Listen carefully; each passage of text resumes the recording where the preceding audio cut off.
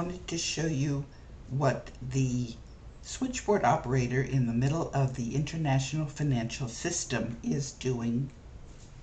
And when I say middle of the international financial system, above me is 189 ministers of finance and development, and the ones that I'm communicating with are you, and I'm bringing your messages to them and their messages to you.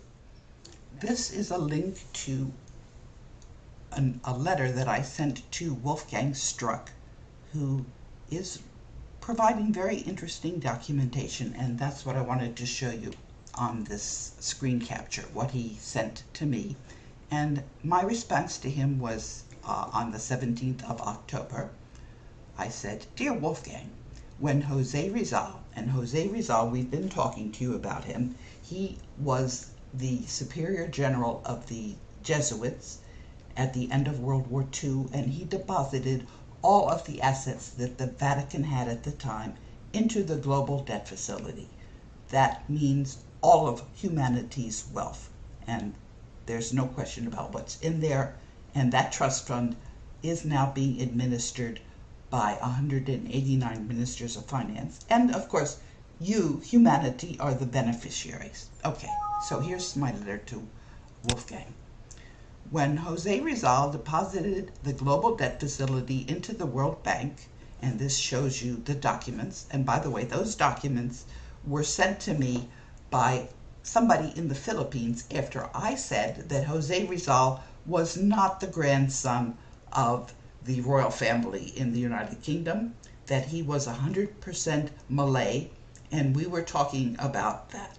Okay, Wolfgang has been giving me a lot of misinformation, and Wolfgang is also somebody who thought I was going to take the assets that belong to humanity and I was going to cut him a deal. And I told him that I wasn't going to cut him any deal, and that anybody who's been authorized to sign, and they're authorized by the ministers of finance, not anybody who wants to be somebody. It's got to be authorized by the ministers of finance. And my job is, I'm the lawyer for this Board of Governors. Okay, so let me read you the rest of this letter. "We are on track for the global currency reset. Who is we? The Coalition for the Rule of Law, as predicted by the power transition model that came to the World Bank from the National War College in 2004. My latest correspondence with the BRICS is here. That's Brazil, Russia, India, China, and South Africa. And there's later correspondence, which I will be talking to you about later on in this broadcast. Okay. I sent you this email on September 7th, to which you never responded. Wolfgang, is this your new email address? I'm copying your old address. I'm not clear about many things, beginning with this story." And this is some of Wolfgang's lies. And then I said, "and then plans to try and discount Treaty of Versailles bonds. That's $2 quadrillion, which offsets country debt." And Wolfgang thought that I was going to agree on behalf of humanity to sell these bonds back to the Fed. No, the Fed is bankrupt because of these bonds. All right. "I'm not sure whether you would accept transaction by transaction authentication or 1/4 of 1% as in the monetary agreement." And these are the agreements that are going to be signed, which is going to put the gold that's in the global debt facility into humanity's currency. And I said anybody who's been authenticated by the Board of Governors is going to get 1/4 of 1%. And that amount, that percentage, is what was offered to Ferdinand Marcos by the Trilateral Commission. And Ferdinand Marcos, by the way, didn't take that fee because he wasn't going to betray humanity. But I thought that was a correct amount of the fee. And that's what I put in the monetary agreement. And I said, "Izumi and I have already tried to help and lost over $1,000 in unused transportation costs." That's because Izumi sent Wolfgang $500, and I had already bought Wolfgang some tickets to come to Japan. I was in Japan in 2014, and this is before I knew that Wolfgang Struck was not going to work for humanity. We do not know what you're thinking about ASM. This is somebody who Wolfgang thinks should take over humanity's wealth.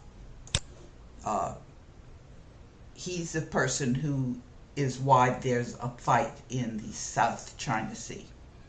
And I said that ASM has not been authenticated either. And then I told Wolfgang that I've been tweeting his correspondence. And I said, instead, you have asked me to enrich you, which I refused to do, and also tweeted. And I said, no to Committee of 300.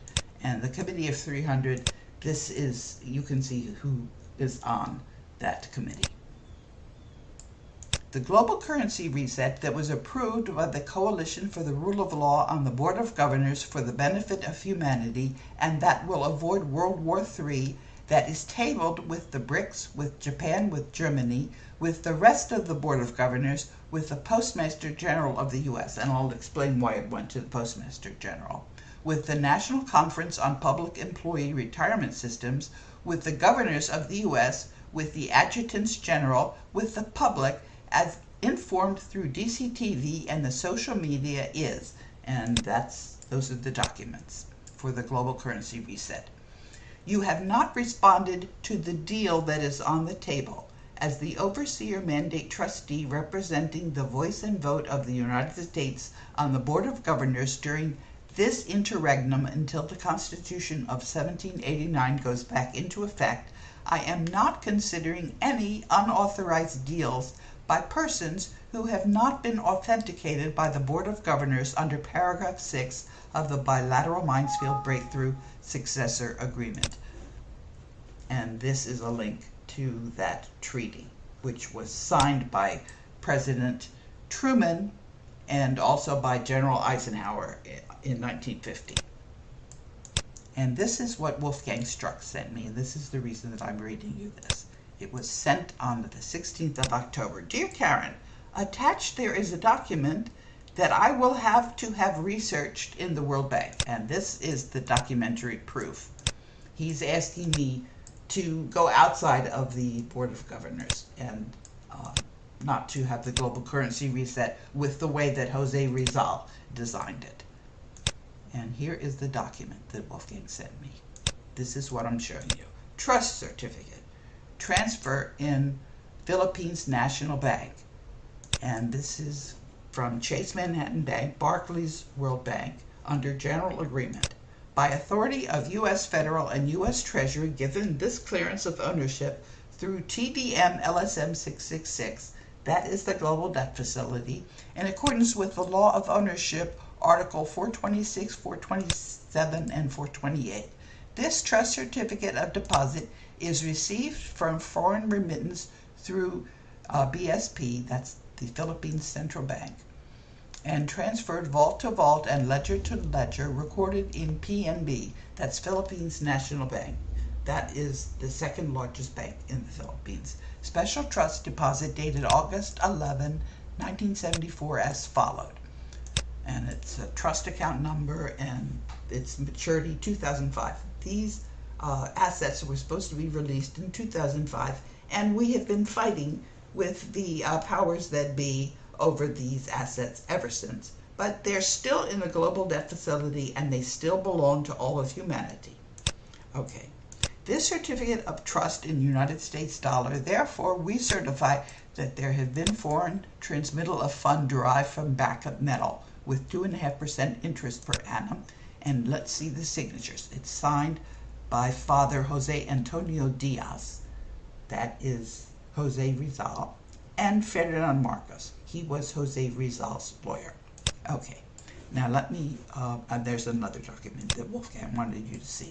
That's declaration of ownership and the trust deposit. These are the monies that are still in the global debt facility. 23 countries bypass dollar, swap lines to bypass dollar. Again, we are not talking about the dollar because the dollar is really the gold that belongs to us in the global debt facility, is not the Federal Reserve.